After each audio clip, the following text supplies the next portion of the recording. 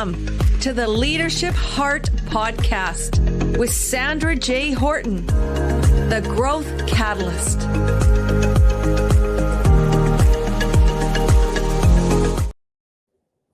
Well, welcome everyone. Welcome to the Leadership Heart Podcast, the show where bold innovation meets conscious leadership. I am your host, Sandra J. Horton, and I believe that leadership is not about titles. It's about impact, intention, and the courage to serve others. And on this podcast, we will go beyond strategy and surface level conversations. We're going to go into real and honest conversations with change makers in health, tech, innovation, manufacturing, social impact, and beyond. You will hear from visionary leaders who are building organizations, supporting organizations through change that put people first. Leaders who understand that in a world powered by technology, it's humanity that must lead the way. So if you are ready to lead with purpose, with clarity, and heart, you are in the right space. So today I have the great honor of bringing up Dr. Angela Buckley. Welcome, Dr. Angela, to the Leadership Heart Podcast. Hi, Sandra. I'm so glad to be here. Thank you for inviting me. I'm really looking forward to our conversation today. Well, thank you so much. And as a fellow Mega Hub coach, as an expert speaker, it really truly is my honor to have you on the show. A little bit about Dr. Angela, and we could spend a lot of time, but I'm going to go through just a bit of a condensed bio because you have done such beautiful and amazing work. And Dr. Angela is from Dublin, Ohio. She's an educator, speaker, and workshop facilitator, and entrepreneur. She's a former engineer, which I love, and training manager. But now she coaches, she consults, and she serves as a chair for Vistage. Vistage. Did I say that right? Vistage? Vistage. Yeah. Vistage. There you go. It's my Canadian language amateur. She has presented on topics ranging from gratitude as a powerful tool in employee engagement to Lean Six Sigma, and has developed many programs. Angela has published many articles, books, and blogs. She is active in bringing leadership topics, which is important, to the forefront in her podcast, Voices in Leadership. And welcome everyone who's tuning in live. Thank you for being here today. She's a founder of Creatively Efficient, a consulting company that drives efficiency and leadership topics in organizations. Angela loves traveling, and I've seen this. She loves racing and triathlons, which that's a whole topic. I love it. Writing and musical performances. Truly, you are in an orchestra right now. You are a creative being, and you're doing such great work in this world. So let's jump on in, Angela, to our opportunity today, which is really to dive into looking at, we've come through this year. Very chaotic, a lot of chaos, a lot of turmoil. We'll be heading into 2026, into Q1. How do we help support our team, our members, the people that we serve, to have a feedback loop that's going to be positive? Because there has been a lot of challenges. So we're going to frame our questions around that intention today. So let's dive in. I have 3 pillars, as everyone knows in the podcast: self-discovery. So let's learn a little bit about you, Angela, and we'll see how you've come to really do this great work. So in your journey from engineering to leadership coaching, that is very powerful. Can you help us understand what inner shift truly led you to optimizing yourself and your processes? So, Sandra, thank you so much for asking that question, because truthfully, the shift started actually during my master's research. So quite a few years ago. I was working with Ford, GM, and Chrysler under US Car, and all 3 of them offered the same access to data. We get to look at it before you share it with the other 2, because industrial espionage is a thing and they are competitors, although we work together. And clear, right? Like, that seems like a very logical thing and fair. Mm-hmm. except all three of them had the exact same problem that they withheld. It was the one piece of data that was the same all the way across the board. Although the other data points created a nice story, we did not optimize our systems because we did not take this one data point that had to do with humans into consideration. And Mm-hmm. that cost us, depending on the day, 10 to 20% of productivity. Wow. And they all said, well, that doesn't happen on a regular basis, except it happened everywhere. And so I think there's a little bit of looking yourself in the mirror, right? And so, of course, I wrote my thesis, and my thesis has nothing to do with people. And yet here I am with all these learnings that you're not really allowed to share. And that really shifted right there already as a 22, 23-year-old who I took my professors to Germany. They had never been to Germany. I speak German. We did some of their research in France as well. So like having these great opportunities, and yet the biggest thing we weren't allowed to talk about. Mm. And so I spent a good portion of my career trying to figure out how do we optimize the processes with the people, not in lieu of the people. Not always the most popular stance. Definitely, I have frequently been the only female in the room.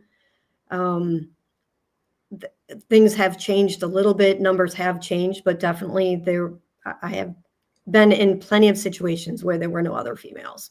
Or female restrooms, like access to female restrooms, right? Like the buildings weren't built to accommodate females. And so my words then talking about the people side of things were not always taken as seriously either, because then I was, again, the female in the room bringing up this different viewpoint.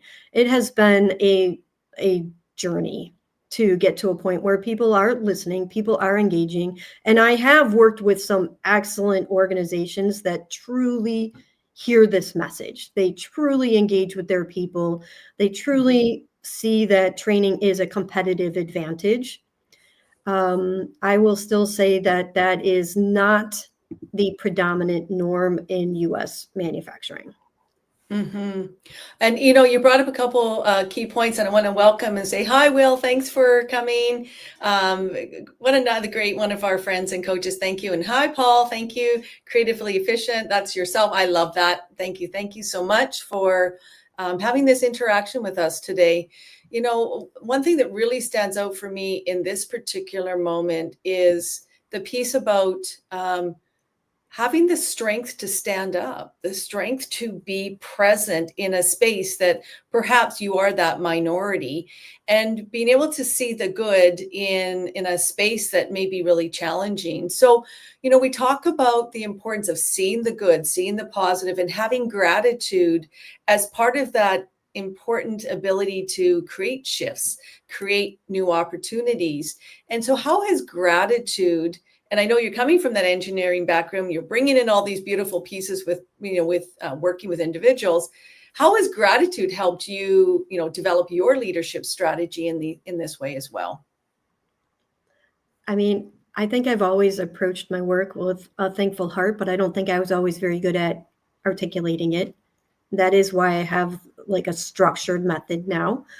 But yes, I was often the only female, but I also wasn't the only one. I wasn't alone in understanding that. Maybe they weren't in the decision-making roles, but they were out there. So I did always have support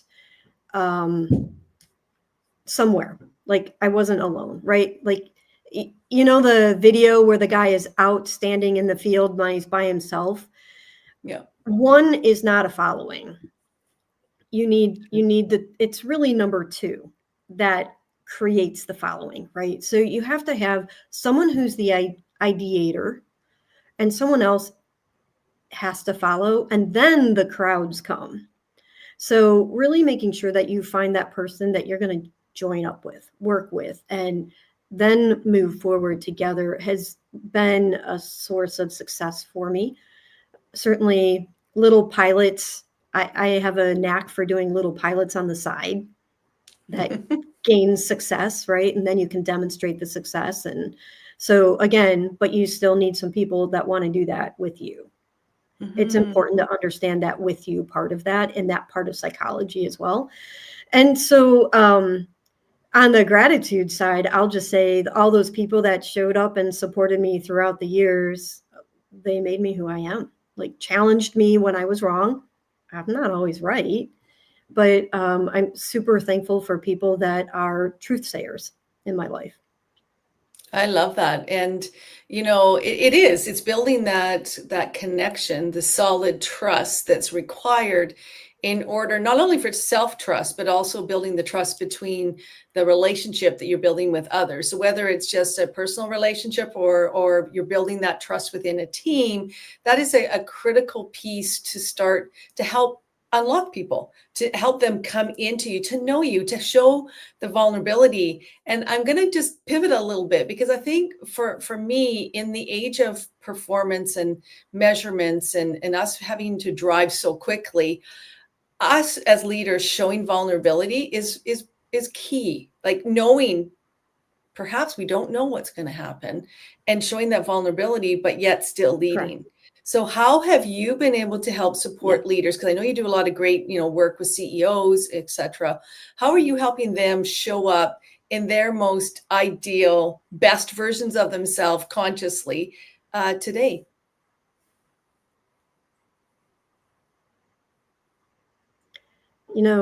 I think there's the power in the conversation and the confidential conversation.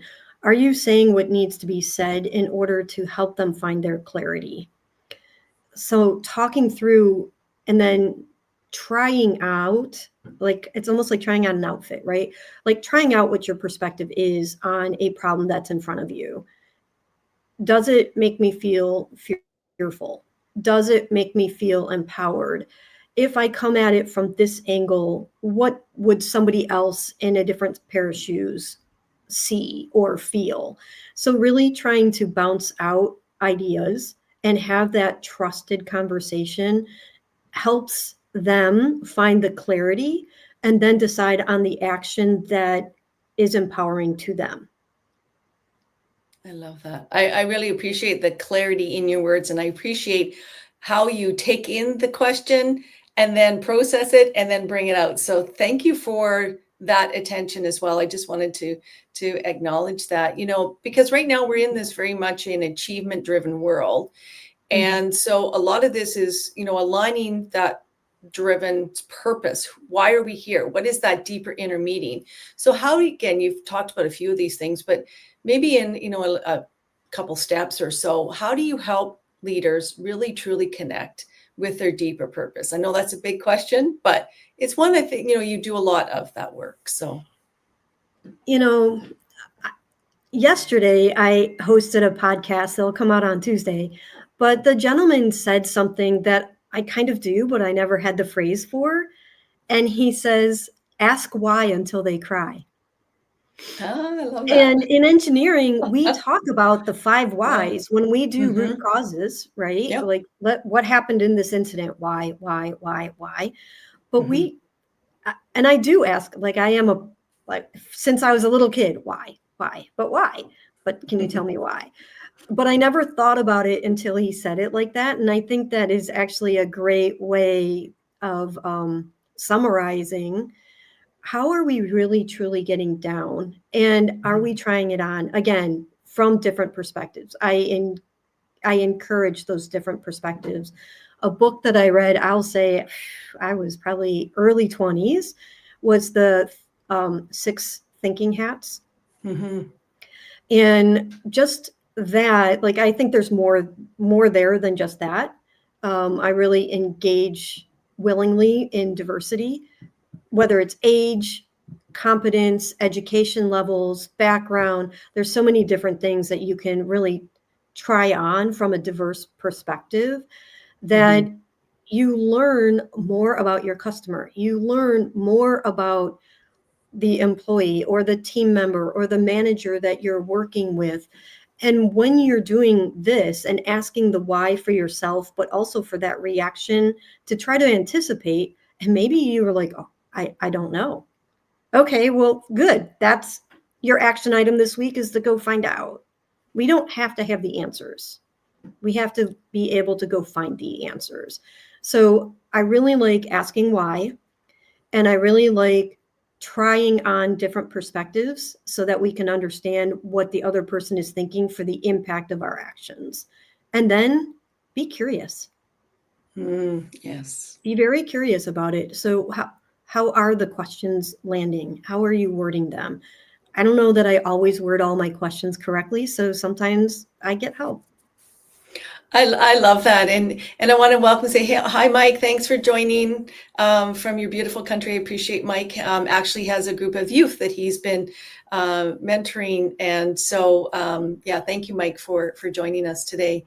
So we're focusing again around the bigger picture here is answering, we have this opportunity today. We've come through this rather turbulent, chaotic time this year in 2025. We're approaching 2026. So we're framing our questions today, everyone, around our own self-discovery, how we can help others to self-discover.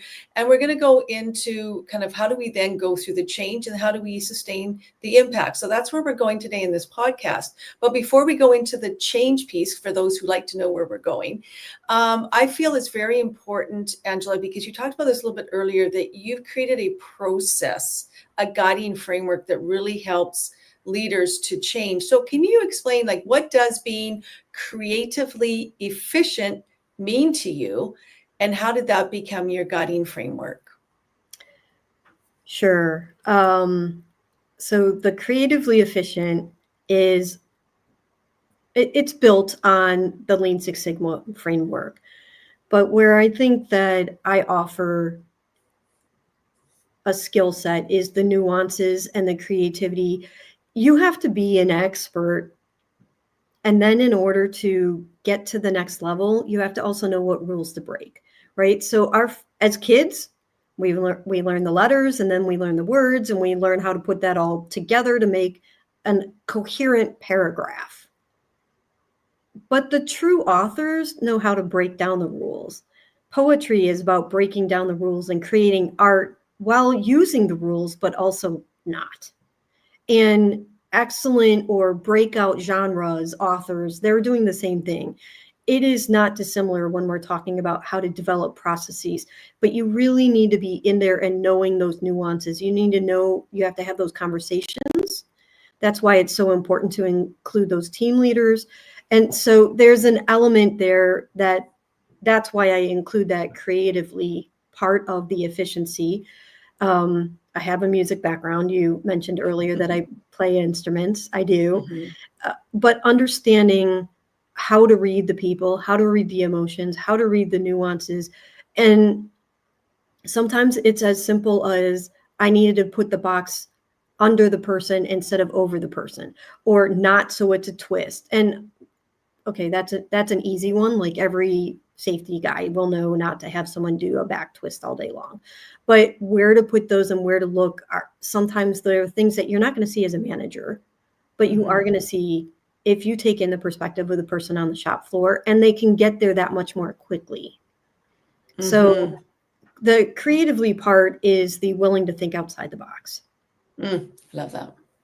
And I think that's a powerful statement, is thinking outside of the box. We hear it all the time, but to truly be able to be it and do it and have others really resonate that you are truly open to diversity of thought, to not just be so siloed in this is how we always respond, but actually stopping. And for me, it's about unlocking that connecting. I call it my core change model, because you need to connect to yourself first. You need to observe, then you need to reflect, and then you need to re-engage. And it's really kind of pattern interrupting, like stopping ourselves, what we automatically do all the time.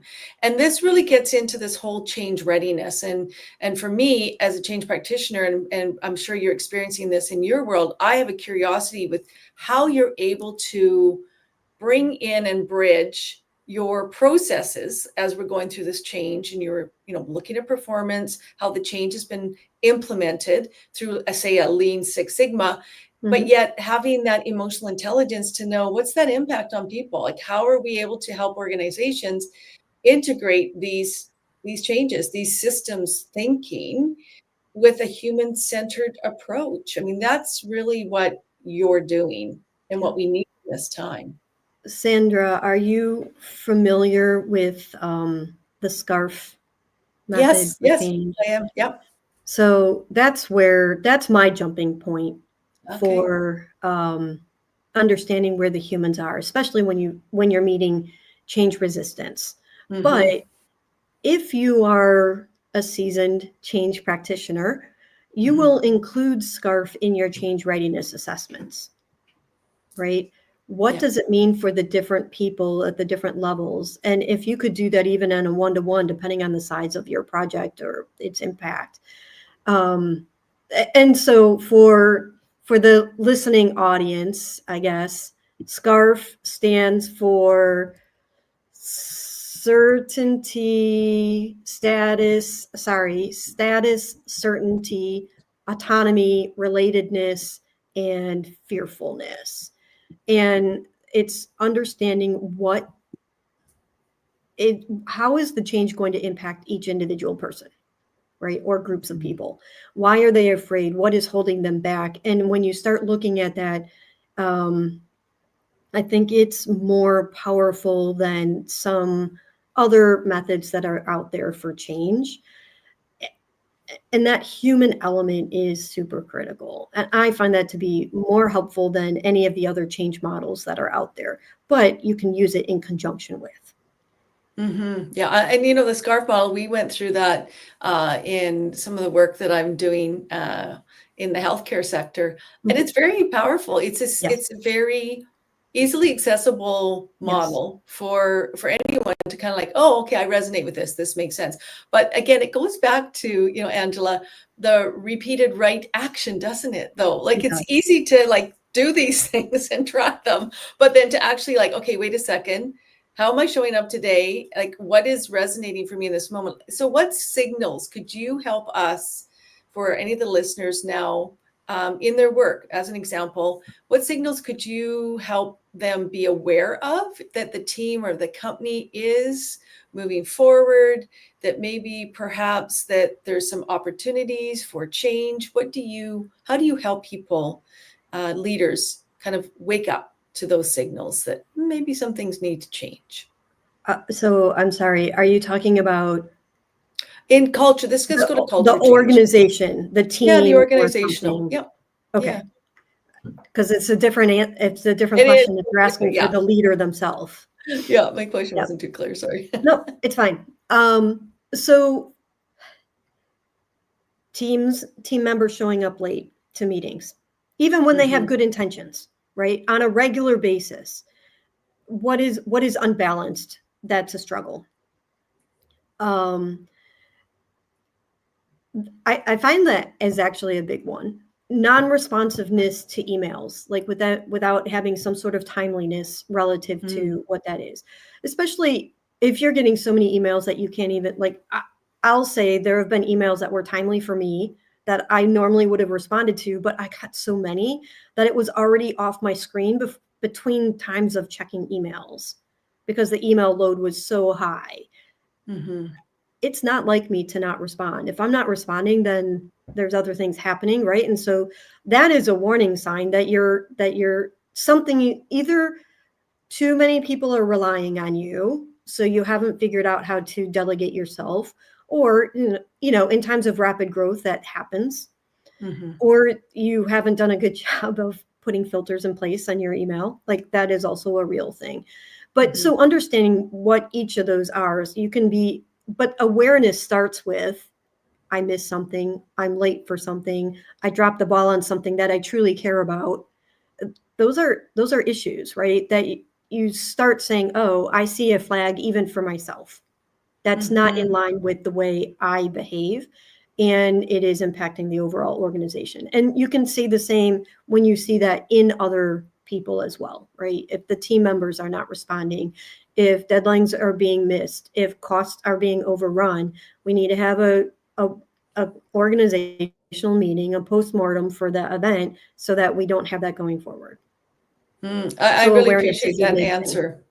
Yeah, I really appreciate that answer because, it lines up with, in your experience, what would be the most overlooked barriers to readiness? Because this kind of is helping us awaken to some of them.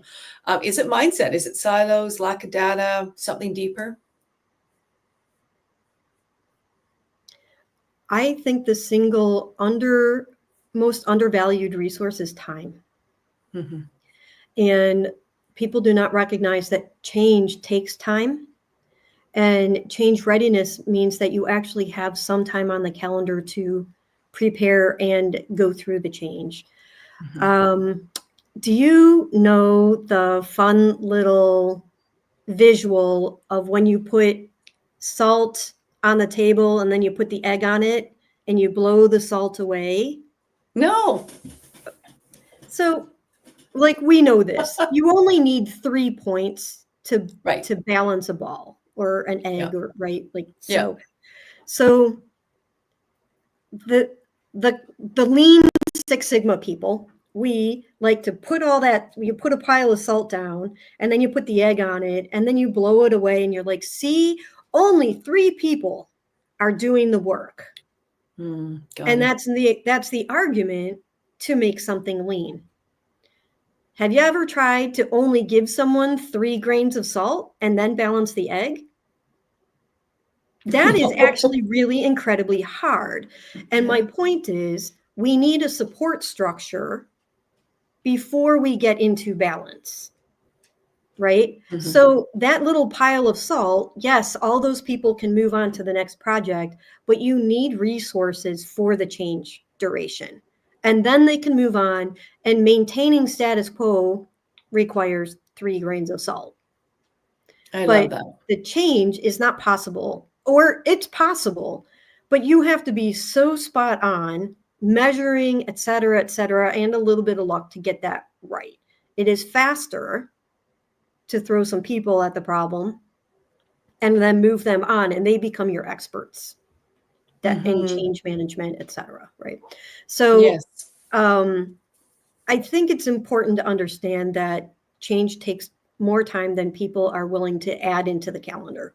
That's probably the single biggest thing that I see lost, because now you have burnout.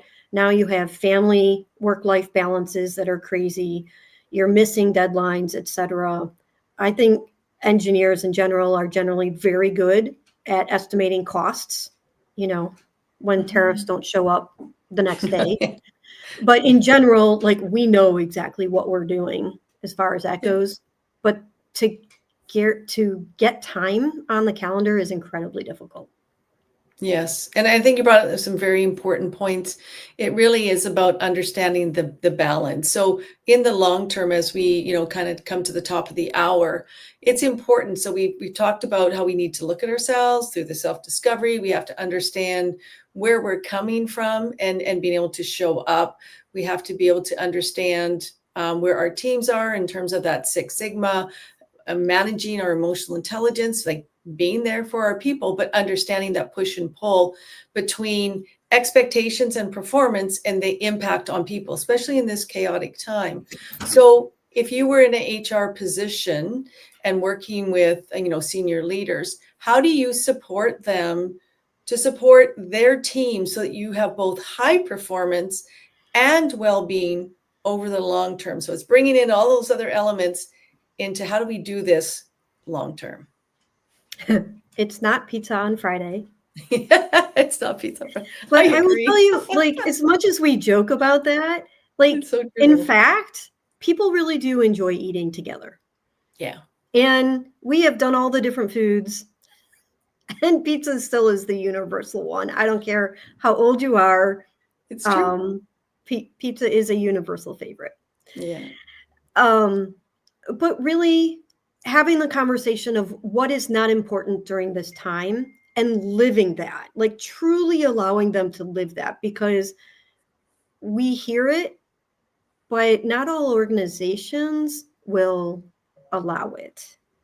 Mm-hmm. So if you're the servant leader, your job is to really run block on the things that are not critical during this time period. What can we delegate? What can we delay? What truly just doesn't even need to be there? Like, let's delete a few things.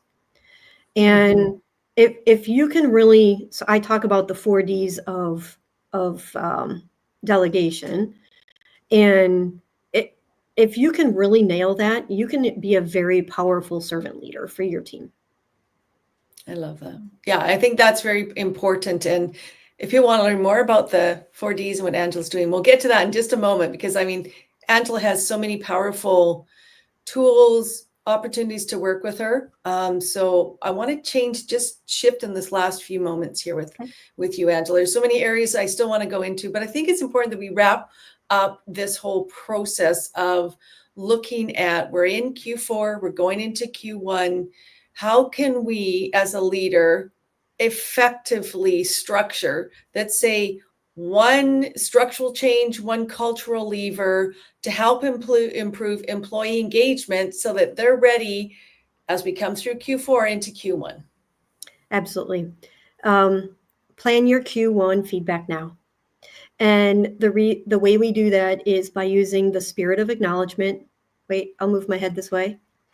There you go. Spirit stands for specific, personal, make your comments personal, impactful, like really truly tie those comments back to metrics that the organization is governing by. Relevance talks about the mission, vision, values of how those metrics reflect that.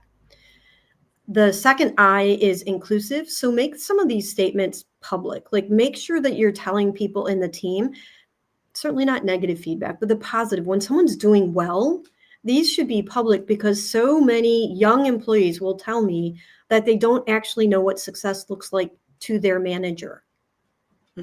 That's a problem. We need to be very clear about what success looks like to our employees. Like, I judge you. It's my job to judge you truthfully, right? It is only fair that you know what my values are so that you can perform. And the T is timely, right? As close as possible, but practice, get familiar with this method now and deploy it throughout the year. Don't wait to Q4 and be like, these are the things you missed all year. Start your feedback loop in Q1. Start practicing the spirit method on a regular basis. And what you'll find is that when you're highlighting the good, you'll get more of the good. Oh, wow. That was wonderfully put. And so everyone, write that out. Begin to take action today. What is that one step you can do? Which is the next meeting that you can imagine yourself actually deploying this? Yeah. And use it repeatedly, consistently for long enough, at least 21 days, right? To repeat. At least 21 days. Practice and get vulnerable with it. I will say the first time you deliver it, I've seen people with a little sweat beating up on their, because it can be uncomfortable with that P.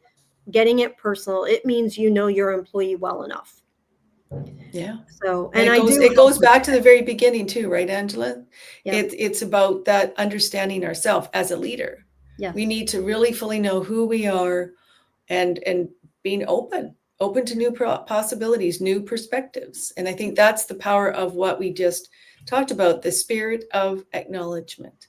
Yes. So it's a wonderful way to conclude, bring it to an end here at the Leadership Heart Podcast. There's so many more questions I would love to ask you, Angela.